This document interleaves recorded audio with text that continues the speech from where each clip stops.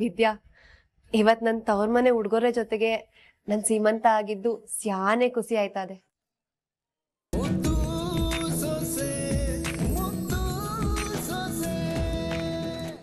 ಅಮ್ಮೆ, ಇನ್ನೂ ಏನ್ ಮುಖ ನೋಡ್ತಿದ್ಯಾ? ಬಾ. ಗೌಡ್ರೆ, ಒಂದ್ ನಿಮಿಷ. ನಿಮ್ ಕೋಪಕ್ಕೆ ಅರ್ಥ ಅದೆ, ಹಂಗನ್ಬಿಟ್ಟು 7 ದಿನ ಶಿಕ್ಷೆ ಕೊಟ್ಟಿರ ಯೋಳಿ. ಅಮ್ಮೆ, ಇವಾಗೇನು ನನ್ ಮಾತಿಗೆ ಬೆಲೆ ಕೊಟ್ಟು ನನ್ ಜೊತೆ ಬತ್ತಿಯೋ ಇಲ್ವೋ? ಗೌಡ್ರೆ, ನಿಮ್ ಮಾತಿಗೆ ನಾನು ಬೆಲೆ ಕೊಡ್ತೀನಿ. ಆದ್ರೆ ನೀವ್ ನನಗ್ ಕೊಟ್ಟಿದ್ ವರನ ಮರ್ತ್ಬಿಟ್ರೆ? ಏನ್ ಹೇಳ್ತಾ ಇದ್ಯಮ್ಮೆ?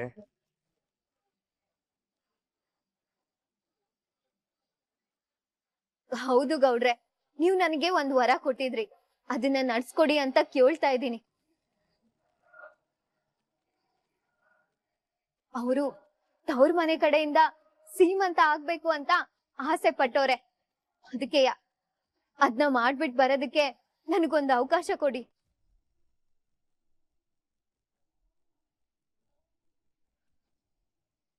ಆಟೆ ಅಲ್ಲ ಗೌಡ್ರೆ, ಸಂದರ್ಭ ಎಂತದೇ ಇರ್ಲಿ, ನನ್ ಮುಂದ್ಗುಟೆ ಯಾರೇ ಇರ್ಲಿ, ನಾನ್ ಕೋಪ ಮಾಡ್ಕೊಳಕಿಲ್ಲ ಅಂತ ನನಗ್ ಮಾತ್ ಕೊಟ್ಟಿದ್ದೀರಾ. ನಿನ್ಗೆ ಏನೇ ಆಸೆ ಇದ್ರುವೆ ನನ್ನ ಹತ್ರ ಕೇಳಮ್ಮೆ. ಯಾಕೆ ಏನು ಅಂತ ಕೇಳ್ದಲೆ ನೀನ್ ಆಸೆ ನೆರವೇರಿಸ್ತೀನಿ. ನೀನ್ ಯಾವಾಗಾದ್ರೂ ಸರಿ, ಏನಾದ್ರೂ ಸರಿ, ಏನೇ ಕೇಳಿದ್ರು ಖಂಡಿತವಾಗ್ಲೂ ನೆರವೇರಿಸ್ಕೊಡ್ತೀನಿ ಅಂತವಾ ಈ ಭದ್ರೇಗೌಡ ಮಾತ್ ಕೊಡ್ತಾ ಇವ್ನೆ. ನಮ್ ಗೌಡ್ರು ಕೊಟ್ ಮಾತ್ನ ತಪ್ಪಕ್ಕಿಲ್ಲ ಅನ್ನೋ ನಂಬಿಕೆನ ಸುಳ್ಳು ಮಾಡ್ಬೇಡಿ. ನೀವ್ ವರ ಕೊಡ್ತೀರಾ ಅನ್ನೋ ಭರವಸೆ ಮೇಲೆ ನಾನು ಇವ್ರಿಗೆ ಮಾತ್ ಕೊಟ್ಟಿವ್ನಿ.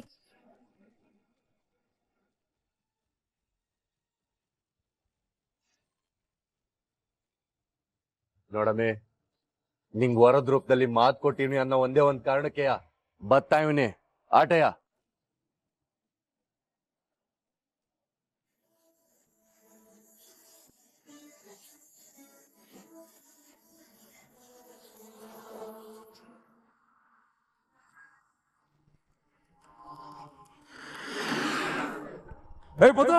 ಇವಳು ನನ್ನ ಪಾಲು ಸತ್ತೋದ್ಲು.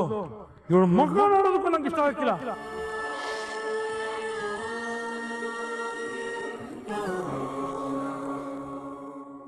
ಯಾಕೆ ಹಂಗೆ ನಿಂತ್ಬಿಟ್ರಿ ಗೌಡ್ರೆ? ನೋಡಮ್ಮೆ, ನಾನ್ ನಿಂಗೆ ಮಾತ್ ಕೊಟ್ಟಿರೋದು ಯಾಕೆ ಏನು ಅಂತ ಕೇಳ್ದಲೆ ನೀನ್ ಕರ್ದಿದ್ದ ಜಾಗಕ್ಕೆ ಕರ್ಕೋಯ್ತೀನಿ ಅಂತ. ನಿಂಗ್ ಮಾತ್ ಕೊಟ್ಟಂಗೆ ನಂಗೆ ಕರ್ಕೊಂಬಂದಿವ್ನಿ. ಅದಾದ್ಮೇಲೆ ಒಳಗ್ ಬರ್ತೀನಿ, ನೀನ್ ಹೇಳ್ದಂಗೆ ಕೇಳ್ತೀನಿ ಅಂತ ನಾನು ಹೇಳಿಲ್ಲ. ನಾನು ಇಲ್ಲೇ ಇರ್ತೀನಿ.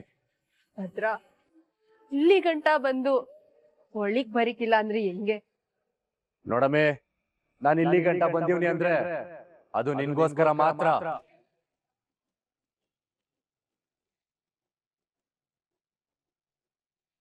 ಇಲ್ಲಿ ನಿಂತೀವ್ನಿ ಅಂದ್ರೆ ಅದು ನಿನಗ್ ಕೊಟ್ಟಿರೋ ವರ. ನೀನ್ ಅವಳಿಗೆ ಕೊಟ್ಟಿರೋ ಮಾತೆ ಕಾರಣ, ಬೇರೆ ಇನ್ನೇನೂ ಇಲ್ಲ. ನಿನಗ್ ಕೊಟ್ಟಿರೋ ಮಾತು ಎಷ್ಟು ಮುಖ್ಯವೋ ನಮ್ಮ ಅಪ್ಪಯ್ಯನಾಗ್ನಿಯೋ ಆಟೆ ಮುಖ್ಯ. ನಮ್ಮ ಅಪ್ಪಯ್ಯಂಗೆ ಅವಮಾನ ಮಾಡಿದವ್ರ ಸಂತೋಷದಲ್ಲಿ ಭಾಗ್ಯ ನಂಗೆ ಇಷ್ಟ ಇಲ್ಲ.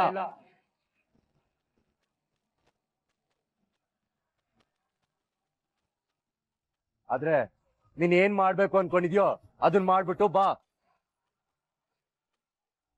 ನಾನ್ ನಿನಗ್ ಕೊಟ್ಟಿರೋ ಮಾತ್ ನಂಗೆ ಬೇಡ ಅನ್ನಕ್ಕಿಲ್ಲ. ಕಾರ್ತಾವ ಕಾಯ್ತಾ ಇರ್ತೀನಿ. ಭದ್ರ, ಭದ್ರ, ಭದ್ರ.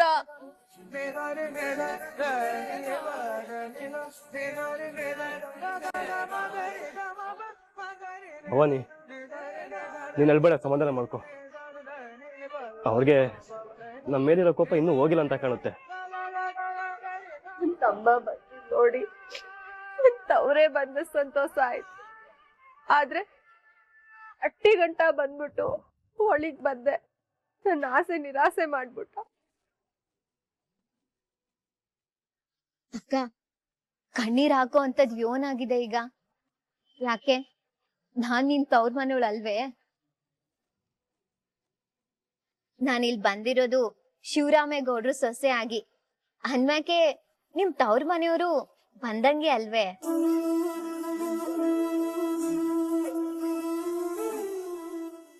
ಎಲ್ಲಕ್ಕಿಂತ ಹೆಚ್ಚಾಗಿ ನಿಮ್ ಅಜ್ಜಿ ಮತ್ತೆ ಅವ್ವ ಇಬ್ರುನುವೆ ನಿಮ್ಗ್ ಒಳ್ಳೇದಾಗ್ಬೇಕು ಅಂತ, ಯಾವ ತೊಂದ್ರೆನೂ ಆಗ್ದಂಗೆ ನಿಮ್ಗೆ ಹೆರಿಗೆ ಆಗ್ಬೇಕು ಅಂತ ಪೂಜೆ ಮಾಡಿ ಹಾರೈಸಿ ಕೊಟ್ಟಿರೋದನ್ನ ನಿಮ್ ಮಡ್ಲು ತುಂಬ್ತೀನಿ.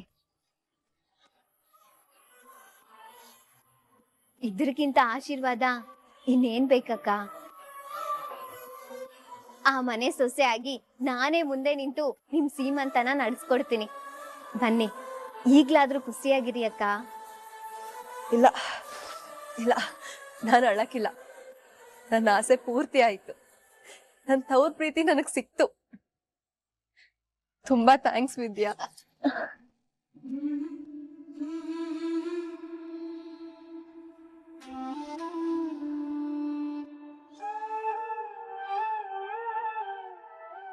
ರತ್ನ, ಇದ್ಯಾ? ಟೈಮ್ ಮೀರಕ್ಕೂ ಮುಂಚೆ ಮಗಿನ ಹಸೆ ಮೇಲೆ ಕುಂಡ್ರಿಸ್ಬೇಕು. ಬನ್ನಿ, ಒಳಗೆ ಕರ್ಕೊಂಡ್ ಬನ್ನಿ.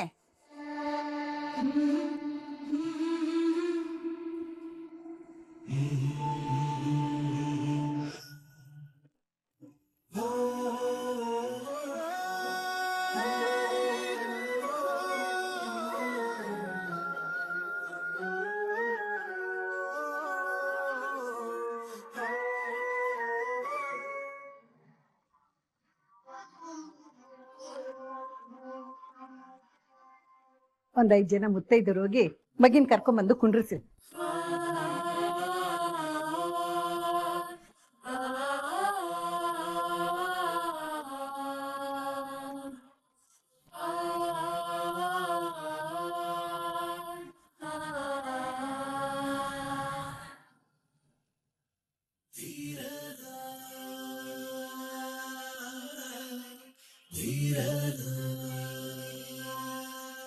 ಅಕ್ಕ, ನಿಮ್ ಸೀಮಂತಕ್ಕೆ ತವ್ರ ಮನೆ ಉಡುಗೊರೆ ಆಗಿ ನಿಮ್ಮ ಅವ್ವನೇ ತರಿಸಿ ದ್ಯಾವ್ರ ಮುಂದ್ಗುಟೆ ಇಟ್ಟು ಪೂಜೆ ಮಾಡಿ ನಿಮ್ಗೋಸ್ಕರ ಕಳ್ಸಿದ್ದಾರೆ.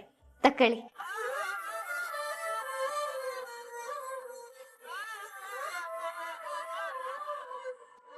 ಮದ್ವೆ ಆಗಿ ಬಂದ್ಮೇಲೆ ನಂಗೆ ಸಿಗ್ತಾ ಇರೋ ಮೊದಲನೇ ಉಡುಗೊರೆ ಇದು ವಿದ್ಯಾ.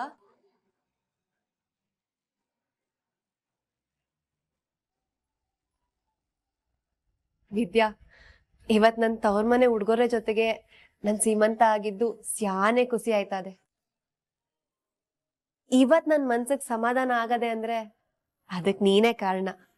ಆದ್ರೆ ನನ್ ತಮ್ಮ ಒಬ್ಬ ಒಳಿಗ್ ಬಂದು ಈ ಕಾರ್ಯನೆಲ್ಲ ಮುಂದಿಂತ ಮಾಡ್ಕೊಟ್ಟಿದ್ರೆ ನಂಗೆ ಇನ್ನೂ ಹೆಚ್ಚು ಸಂತೋಷ ಆಗದು. ಇಲ್ಲಿ ಗಂಟನುವೆ ನಿಮ್ ಮುಖ ದರ್ಶನನೇ ಮಾಡಕ್ಕಿಲ್ಲ ಅಂತ ಹೇಳ್ತಿದ್ರು. ನಿಮ್ ಮುಖ ನೋಡಿದ್ರೆ ಸಾಕು ಕೆರಳಿ ಕೆಂಡ ಕಾರ್ತಿದ್ರು ತಾನೇ. ಅದೇನ್ ಕೇಳ್ತೀಯ ವಿದ್ಯಾ, ನನ್ ಕಂಡ್ರೆ ಉರ್ದ್ ಬೀಳೋರು. ಅಂತವ್ರು ಇವತ್ ನಿಮ್ ಅಟ್ಟಿ ಗಂಟ ಬಂದು ಒಂಚೂರು ಕೋಪ ಮಾಡ್ಕೊಳ್ದಂಗೆ ಸೀಮಂತ ಎಲ್ಲ ಮುಗಿಯ ಗಂಟನುವೆ ಈಚೆ ತಾಳ್ಮೆಯಿಂದ ನಿಂತಿದ್ದಾರೆ ಅಂದ್ರೆ ನೀವೇ ಅರ್ಥ ಮಾಡ್ಕೊಳ್ಳಿ. ಕೆಲ್ವನ್ಕಿತ ಗಾಯ ವಾಸಿ ಆಗಕ್ಕೆ ಟೈಮ್ ತಗೋತದಲ್ವೇ? ಅವ್ರ ಕೋಪ ಕಮ್ಮಿ ಆಗ್ಬೇಕು ಅಂದ್ರೆ ಹೊಸಿ ಟೈಮ್ ಬೇಕಾಯ್ತದೆ. ಅವಾಗ ಕಾಲನೇ ಎಲ್ಲ ಸಮಸ್ಯೆಗೂ ಪರಿಹಾರ ಕೊಡ್ತದೆ. ನೋಡ್ತಾ ಇರಿ, ನಿಮ್ಮನ್ನೆಲ್ಲಾರುವೆ ನಮ್ ಮನೆ ಮಗಳು ಅಂತ ಒಪ್ಕೊಳ್ಳೋ ಸಮಯ ಆದಷ್ಟು ಬಿರ್ನೆ ಬರ್ತದೆ. ಅದ್ಯಾವ್ರ ದಯೆಯಿಂದ ನೀ ಹೇಳ್ತಿರ ಮಾತು ದಿಟ ಆಗ್ಬಿಟ್ರೆ ಆಟೆ ಸಾಕು. ನಮ್ಮ ಅಕ್ಕ ಹೇಳ್ತಾವಳೆ ಅಂದ್ರೆ ಅದಾಯ್ತದೆ ಬುಡಿ ಭವಾನಿ ಅಕ್ಕ. ಯಾಕಂದ್ರೆ ನಮ್ ಭಾವ ಸ್ಯಾನೆ ಒಳ್ಳೆಯವರು. ಹೌದಕ್ಕ, ನಿಮ್ ತಮ್ಮಂಗೆ ಕೋಪ ಏಟ್ ಬರ್ತದೋ ಅದಕ್ಕಿಂತ 2 ಪಟ್ಟು ಪಿರುತಿನೂ ಮಾಡಕ್ ಬರ್ತದೆ. ಅವ್ರ ಮನ್ಸು ಒಂಥರ ಮಗಿನಂಗೆ. ಅಕ್ಕ, ನೀವ್ ಮದ್ವೆ ಮಾಡ್ಕೊಂಡ್ ಬಂದ್ಮೇಕೆ ಮಾವಯ್ಯ ಅಟ್ಟಿನಲ್ಲಿ ವಯಸ್ಸಿಗೆ ಬಂದಿರೋ ಹೆಣ್ಮಕ್ಳು ಯಾರು ಓದ್ಬಾರ್ದು ಅಂತ ಹೇಳಿದ್ರು. ನಿಮಗ್ ಗೊತ್ತದೆ? ಗೊತ್ತು ವಿದ್ಯಾ, ನನ್ನಿಂದಾಗಿ ನಮ್ಮನೆ ಹೆಣ್ಮಕ್ಳು ಓದ್ದೇ ಇರಂಗ್ ಆಯ್ತಲ್ಲ ಅಂತ ದಿನಾ ಪಶ್ಚಾತ್ತಾಪ ಪಡ್ತಾ ಇವ್ನಿ. ಹಂಗಿದ್ರುವೆ ನನ್ನ ಓದಿಸ್ಬೇಕು ಅಂತ ಮಾತ್ ಕೊಟ್ಟು ಓದಿಸ್ತವ್ರೆ.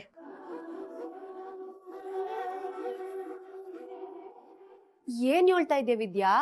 ನಮ್ ಭದ್ರ ನಿನ್ನ ಓದಿಸ್ತೀನಂತ ಮಾತ್ ಕೊಟ್ಟಿದ್ದಾನೆ. ಹೌದಕ್ಕ, ನನ್ ಸಂದಾಗ ಓದಿ ದೊಡ್ಡ ಡಾಕ್ಟರ್ ಆಗ್ಬೇಕನ್ನೋದೇ ನನ್ ಗುರಿ ಆಗಿತ್ತು. ಆದ್ರೆ ಮದ್ವೆ ಆದ್ಮೇಲೆ ಆ ಗುರಿನ ನಾನ್ ಮರ್ತ್ ಬಿಡೋಣ ಅಂತ ಅನ್ಕೊಂಡೆ. ಆಮೇಲೆ ನಮ್ ಗೌಡ್ರು ತವ ಹೋಗಿ ನನ್ನ ಆಸೆನ ಹೇಳ್ಕೊಂಡಾಗ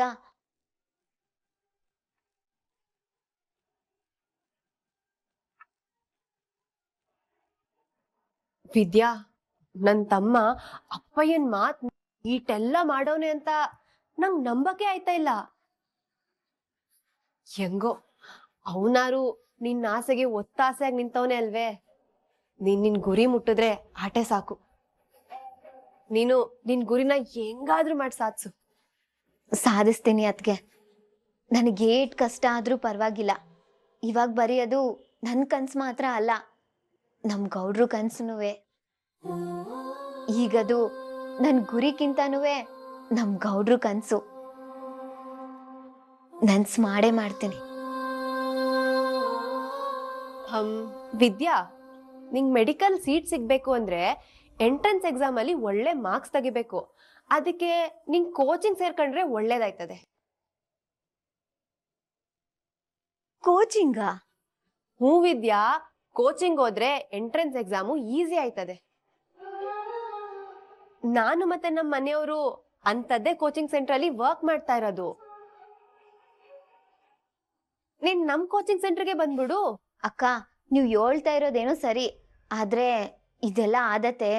ಅಯ್ಯೋ ಅಕ್ಕ, ನೀನ್ ಓದೋ ವಿಷಯದಲ್ಲೂ ಹಿಂಗೆ ಯೋಚನೆ ಮಾಡ್ತಿದ್ದೆ. ಆದ್ರೆ ನೀನು ಭಾವನ ಹತ್ರ ನಿನ್ನ ಆಸೆ ಹೇಳ್ಕೊಂಡಾಗ ಅವ್ರು ನಿಂಗೆ ಒತ್ತಾಸೆ ಆಗಿ ನಿಲ್ಲಿಲ್ವೇ? ಹಂಗೆ ಇದನ್ನ ಒಂದ್ಸತಿ ಮಾತಾಡ್ ನೋಡು. ಹ್ಞೂ ವಿದ್ಯಾ, ಭದ್ರಂಗೆ ನಾನ್ ಬೇಕಾದ್ರೆ ಒಂದ್ ಮಾತು ಹೇಳ್ತೀನಿ. ಅಕ್ಕ, ಅವ್ರು ಇಟೆಲ್ಲ ಮಾಡ್ತಾ ಇರೋದು ಹಟ್ಟಿನಲ್ಲಿ ಯಾರಿಗೂ ಗೊತ್ತಿಲ್ಲ. ಈ ಕೋಚಿಂಗ್ ಹೋಗ್ಬೇಕು ಅಂದ್ರೆ ದಿನಾಲು ಹೋಗ್ಬೇಕಾಗ್ತದಲ್ವೇ? ಆದ್ರೆ ಹಟ್ಟಿನಲ್ಲಿ ದಿನಾಲುವೆ ಸುಳ್ಳು ಹೇಳಿ ಹೆಂಗ್ ಬರಕಾದತ್ತು? ಅಕ್ಕ, ನೀನ್ ಹೇಳ್ತಿರೋದು ದಿಟ್ವೆಯ. ಭಾವ ಒಪ್ಕೊಂಡ್ರುವೆ ಅಟ್ಟಿಯವ್ರಿಗೆ ಗೊತ್ತಾಗ್ದಂಗ್ ನಿಭಾಯಿಸೋದು ಕಷ್ಟ ಅದೆ. ಅಂದ್ಮ್ಯಾಕೆ ಭಾವ ಒಪ್ಕೊಂಡಂಗೆಯ.